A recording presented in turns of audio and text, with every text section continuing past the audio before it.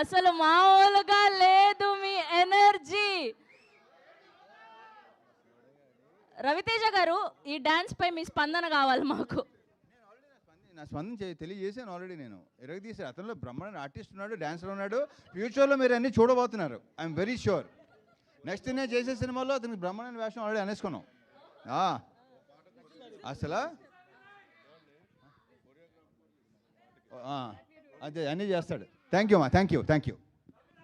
Thank you Raviteja garu. Thank you so much. See you all theatres on Jan 13. Thank you Kishore garu. Thank you Sudhakar గారు.